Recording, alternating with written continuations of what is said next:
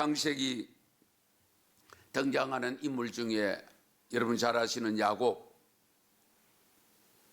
형의 미움을 받아서 어머니의 도움을 받아 외삼촌 라반의 집으로 가기 위해서 출발을 했습니다. 한 번도 가본 적이 없고 그냥 무작정 길 이야기만 듣고 출발해서 가고 있는데 해가 서산으로 뉘엿뉘엿 지고 있는 가운데서 어쨌든 광야에서 하룻밤을 지낼 수밖에 없습니다. 그때에 돌을 하나 주시다가 베개로 삼고 야곱이 누웠는데 밤하늘에 별은 보이는데 잠이 잘 오지 않습니다. 그러다가 잠이 살짝 오는데 하나님께서 나타나십니다.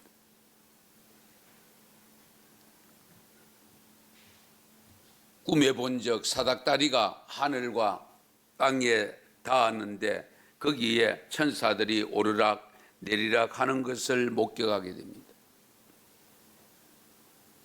그 창세기 28장 13절에서 15절인데요. 야곱은 이 꿈을 꾸다가 잠이 깨어서 말하기를 여호와께서 과연 여기 계시는 것을 내가 알지 못하였도다. 여호와께서 과연 여기 계시는 것을 내가 알지 못하였도다. 자기는 혼자 광야로 걸어가고 있다고 생각했습니다. 그런데 꿈속에서 사닥다리를 통해서 오르락내리락하는 천사를 보면서 하나님이 여기도 계신다는 것을 이제야 깨달았다. 그곳을 베델이라고 합니다.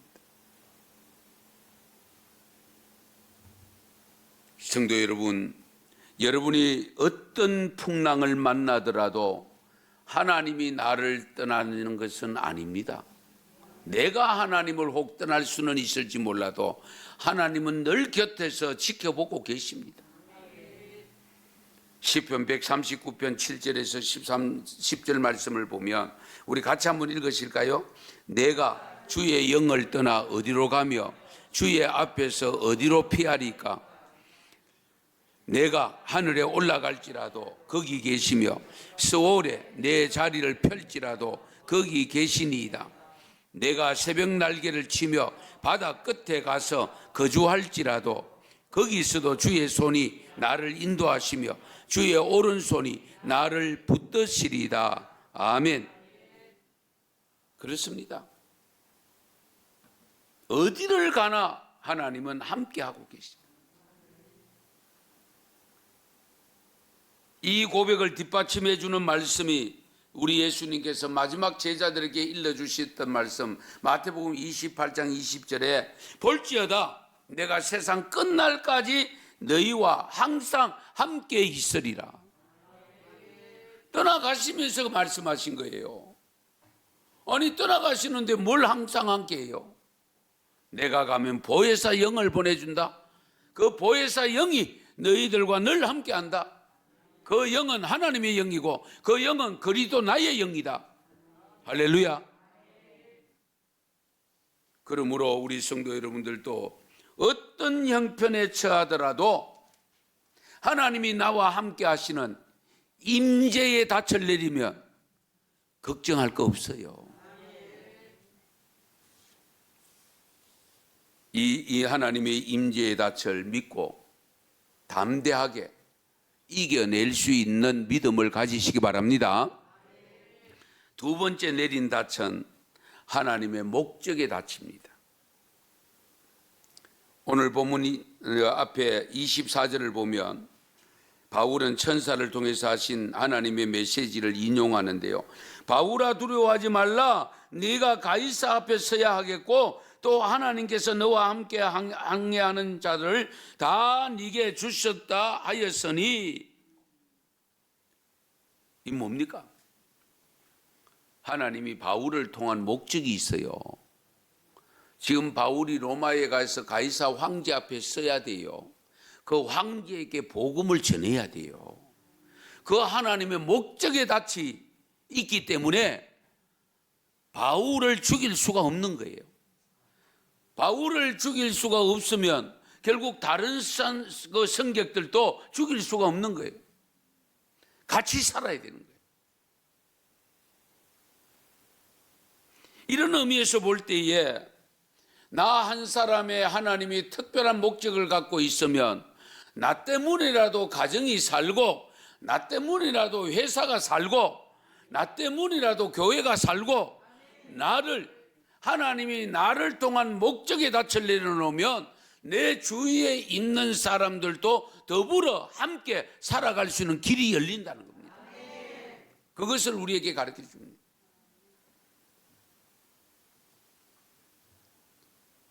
바울 때문에 나머지 275명이 다 살았잖아요.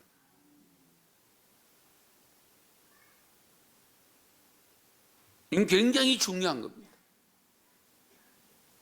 그러므로 우리 성도들 한 분 한 분은요, 하나님이 특별히 나에 대해서 목적을 갖고 계시는데 그 목적을 잘 깨달아야 돼요. 그 목적이 분명하면 그 목적을 이루어 가시기 위해서 나를 살려둬야 되니까 죽을 사람, 옆에 있는 사람도 나 때문에 같이 살게 되는 거예요. 하는 행실을 보면 죽어야 돼. 하는 행실을 보면 망해야 돼. 그런데 버젓이 잘 살아. 이유는 나 때문에. 하나님 앞에 쓰임받기 위해서 하나님의 특별한 목적을 가진 사람 때문에 같이 살게 되는 거예요. 우리가 이 점을 항상 염두에 두셔야 돼요. 우리가 담배가 나 혼자 겪는 경우는 잘 없잖아요. 내가 고통을 겪으면 가족이 같이 고통을 겪어야 됩니다. 내가 고통을 겪으면 회사가 같이 고통을 겪어야 됩니다. 내가 고통을 겪으면 교회 공동체가 고통을 같이 겪어야 됩니다. 그런 의미에서 보면 나 한 사람이 하나님 앞에 특별한 목적에 닻이 주어져 있으면은 결국 나를 통해서 다른 거기에 공동체 관계된 사람들도 더불어 같이 회생할 수 있다, 그 말씀입니다. 우리가 그런 사명감을 가지고 사셔야 돼요. 같이 실망하고 같이 낙심하고 있으면 곤란해요. 오히려 실망하는 사람, 낙심하는 사람들로 가득 차 있다 할지라도 내가 하나님을 향한 목적에 닻이 분명히 주어져 있으므로 내가 반드시 너를 그 가이사 앞에 서도록 할 것이야, 너는 죽지 않아 라는 말씀을 들으면 다른 사람들도 같이 살게 됨을 믿으시기 바랍니다. 정말 귀한 것 아니겠습니까? 이것이 어디 바울만이겠습니까? 우리가 지금 코로나 바이러스라고 하는 엄청난 풍랑 속에, 광야 속에 헤매고 있습니다. 이럴 때에 전능하신 하나님을 믿는 우리들조차도 같이 실망하고 낙심하고 한숨 짓고 탄식하고 있으면 되겠어요? 안 되지요. 내가 너와 함께합니다. 다가오신 하나님께서 내가 너를 저 멀리 로마 가이사 황제에게 써야 되리라. 오세훈 목사, 너 하나님 앞에 네가 앞으로도 계속적으로 당신의 나라를 위해서 쓰임받아야 되리라 하는 말씀이 주어질 때에 우리는 같이 살 수가 있습니다. 이 점을 놓쳐버리면 안 돼요. 분명히 이 배에 있는 화물 다 버렸습니다. 손해가 이만저만 아닙니다. 얼마나 답답했으면 배에 기구까지 버렸겠어요. 그런데 다천 버리지 않았다는 사실. 저와 여러분이 신앙생활하면서 항상 조심해야 될 것이 뭐냐? 우리가 다른 거 다 포기해도 믿음만은 포기할 수 없다. 이 믿음 가지고 사셔야 돼요. 그런데 가끔 보면 육신의 것을 잡으려고 영적인 믿음을 저버리는, 포기해버리는 경우가 없지 않아 있습니다. 안타까운 일이죠. 믿음은 포기하면 안 돼요.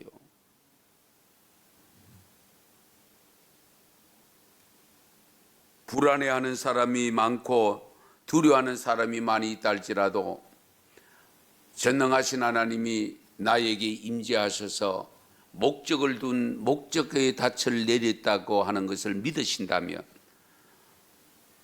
안전하게 다 살 수 있는 길이 열려 있음을 믿고 승리할 수 있기를 바랍니다.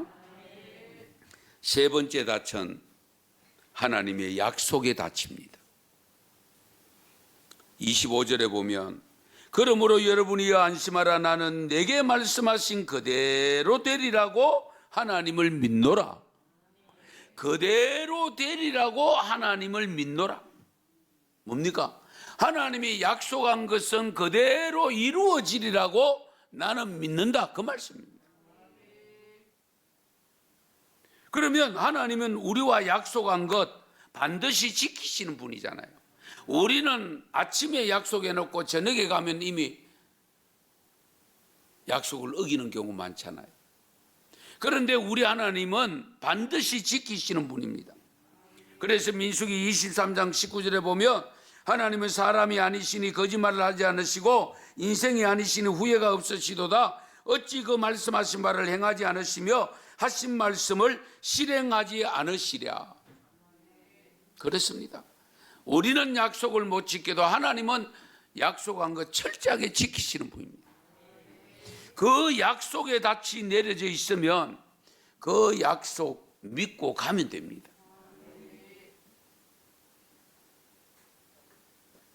에스겔 36장 37절 말씀, 제가 이 말씀으로 그래도 기도하라는 제목으로 말씀드리게 되는데요. 그래도 이스라엘 족속이 이같이 자기들에게 이루어지기를 내게 구하여야 할지라. 하나님이 약속을 받았다 할지라도 우리가 해야 될 것은 뭐냐? 그 약속이 이루어지기까지 기도해야 됩니다. 우리가 이런 위기를 만났을 때에, 이런 풍랑을 만났을 때에 하나님이 괜찮아, 너를 반드시 건져내리라 하는 약속을 받았다 할지라도 그 코로나가 물러가기까지는 우리가 해야 될 일은 뭐냐? 기도입니다. 기도하셔야 돼요. 그래서 오늘 본문 29절에 보면 선원들은 막연히 기다린 것이 아니고요, 고물로 단 넷을 내리고 날이 새기를 고대하니라. 고물로, 선수라고 표현하기도 하는데 앞쪽에, 배 앞쪽에 이 고물입니다. 거기에 있는 닻을 4개 내리고 날이 새기를 고대하니라. 이게 고대한다는 단어가요, 잘 들으세요, NIV라는 영어 성경에는 기도하리라고 되어 있습니다. 날이 새도록 기다리면서 막연히 기다린 것이 아니고 기도하면서 기다렸다. 예. 우리가 신앙생활하면서 항상 생각해야 될 것은 하나님의 약속을 받고 계시를 받고 분명히 하나님이 해 주신다는 약속을 받았다 할지라도 우리는 그 일이 이루기까지는 기도하면서 기다려야 돼요. 그것이 우리의 신앙입니다. 코로나가 없어지도록 기도하셔야 돼요. 예. 이 재앙이 전 세계적인 재앙으로 지금 임하고 있는데 어쨌든 나는 괜찮다 할지라도 우리가 많은 분들이 어려움을 겪고 있기 때문에 없어지도록 기도하면서 반드시 하나님께서 또 다른 새 일을 우리에게 보여주시기 위함이니까 그것을 소망하면서 기도하는 가운데서 기다릴 수 있기를 바랍니다. 하나님의 약속을 기다리십시다. 우리에게 새 일을 보여주신다고 우리 송구영신 예배 때 말씀하셨잖아요. 그 약속에 닻을 내리시고 어쨌든 금년에 내게 새 일을 주신다고 했으니 그 새 일이 뭘까? 기대를 가지고 기도하면서 기다릴 수 있기를 바랍니다. 마지막 4번째 닻은 여호와 하나님의 말씀에 순종하는 순종의 닻입니다. 순종의 닻을 내려서 배가 고정되었을 때에 선원들이 작은 구명선을 타고 도망가려고 합니다. 이것을 본 바울이 외쳤습니다. 바울이 백부장과 군인들에게 이르되 이 사람들이 배에 있지 아니하면 너희가 구원을 얻지 못하리라 하니 이에 군인들이 그룻줄을 끊어 떼어버리니라. 31절 32절입니다. 여기 중요한 말씀이 있습니다. 배가 육지에 가까이 다가오니까, 섬에 가까이 오니까 서로 살려고 먼저 뛰어내리려고 그런 광경이 벌어진 겁니다. 그때에 바울이 백부장과 군인들에게 너희가 배에 있지 아니하면 너희가 구원을 받을 수 없다. 중요한 말씀. 배에 있지 아니하면 구원을 받을 수 없다. 이 배가 오늘 우리에게 어떤 배일까요? 구원의 방주라는 표현을 쓰잖아요. 우리가 교회입니다. 아무리 어려운 상황이 풍랑이 와도 교회를 떠나면 안 돼요. 교회를 떠나면 안 된다는 것은 예수님을 떠나면 안 된다 그 말씀이고, 하나님의 말씀을 떠나면 안 된다 그 말씀이에요. 너희가 이 배에서 떠나면 죽는다. 구원을 받을 수 없다. 그렇습니다.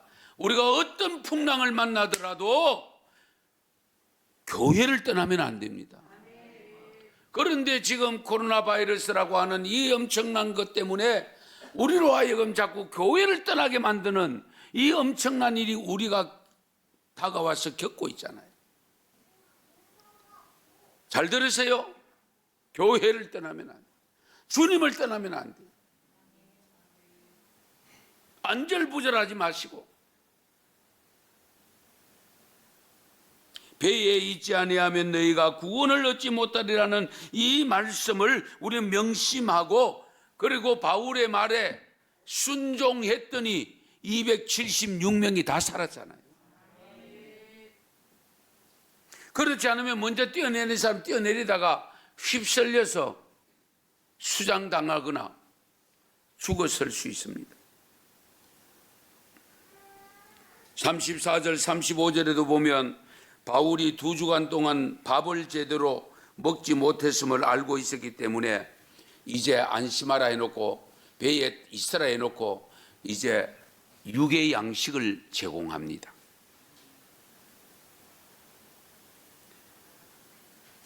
그리고 42절에 보면 배가 육지 가까이 다가오니까 군인들이 죄수가 헤엄쳐 도망할까 두려워하여서 죄수들을 죽이는 것이 좋다고 했습니다.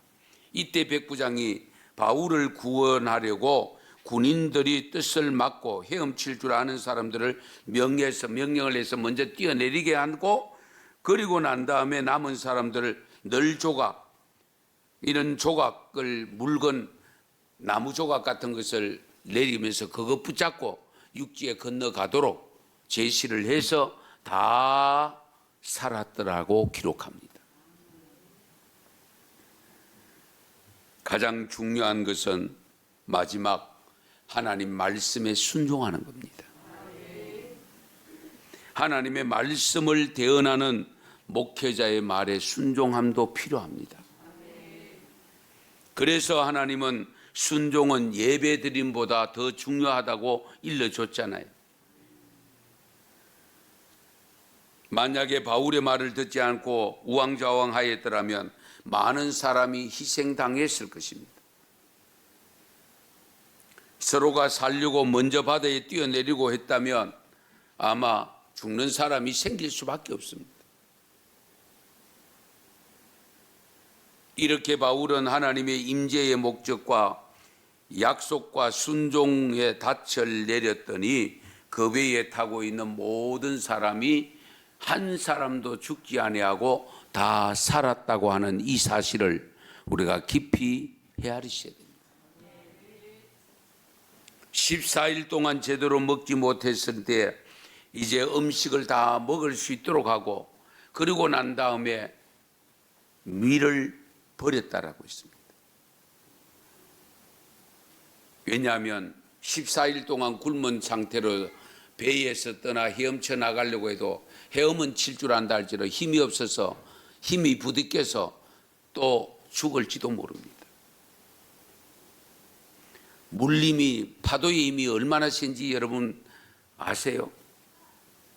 바닷가에 가보면 큰 바위가 파도에 의해서 닳아져서 이 나가 있는 모습, 그 칼날같이 이렇게 되었던 바위가 이 뒹굴어서, 여러분들 뒹굴어서, 그래서 이게 모가 나지 아니하고 둥글둥글하게 되어 있는 모습. 그가 거제도 가면 몽돌 해수욕장에 가보면 몽돌들이 전부 파도에 닳아서 된 거잖아요. 예. 여러분 그 파도가 얼마나 센가 하는 것은 또 항구에 가보면 큰 뿔각, 삼각 뿔 있잖아요. 방파제 만드는 데 있는 그런 것을 옮겨다가 다른 곳에 올려놓는 이런 경우가 생깁니다. 울릉도가 지난번에 풍랑이 심했을 때에 그런 일이 생겼다고 뉴스가 나왔잖아요. 그런 가운데서 이 사도 바울은 끝까지 침착하게 결국 선원들에게 먹을 양식까지 제공해서 먹게 해서 기운 차리게 만들고 그래서 다 살려낸 생명의 구세주가 된 겁니다. 저와 여러분이 하는 역할이 바로 그런 역할을 해야 되지 않습니까? 불안해하고 두려워하는 사람들 가운데 가서 그 불안과 두려움을 해소시키고 살 여망을 보여주고 같이 함께 더불어 살아나는 그런 기회를 제공하는데 쓰임받는 삶을 살아야 되지 않겠습니까? 풍랑을 만나면 굶주릴 수 있는데 양식이 없어서가 아니라 먹을 수 없는 형편 때문에 굶주리게 됩니다. 양식이 있어도 안 됩니다. 멀미가 날 때는 아무리 먹어봐야 다 토하고 없습니다. 그런데 이제 파도가 잔잔해지고 이제 기력이 필요할 때에 먹을 것을 제공했다는 사실, 우리가 영적으로 신앙생활하면서 항상 아무리 풍랑이 와도 먹어야 될 것은 하나님의 말씀입니다. 우리가 이 말씀을 먹지 않고 기근에 걸리면 결국 내 영혼은 나락으로 떨어질 수밖에 없어요. 사탄은 그걸 원하는 겁니다. 그래서 이런 인생의 풍랑이 다가와서 있을 때에 항상 조심해야 될 것이 바로 우리가 말씀을 먹고 힘을 북돋아서 하나님의 약속을 믿고 반드시 우리는 하나님께서 맡겨주신 사명, 그 사명이 닻을 우리가 인식하고 그 사명 붙잡고 나아갈 때에 나도 살고 가족도 살리고 내가 머무는 회사도 살리고 이웃도 살리고, 할렐루야. 그래서 나라를 살려내는 교회가 되어야 될 줄로 믿습니다. 우리 은성교회 교우 여러분, 이 코로나 바이러스에 너무 주눅들지 마시고요. 이 풍랑 지나갑니다. 그때까지 우리는 굳건한 4개의 닻을 잘 내려서 안전하게 하나님의 도움을 받아서 승리할 수 있는, 만세를 부를 수 있는 그날이 오기를 기다리는 믿음으로 승리할 수 있기를 축원합니다. 축복합니다. 기도드리겠습니다.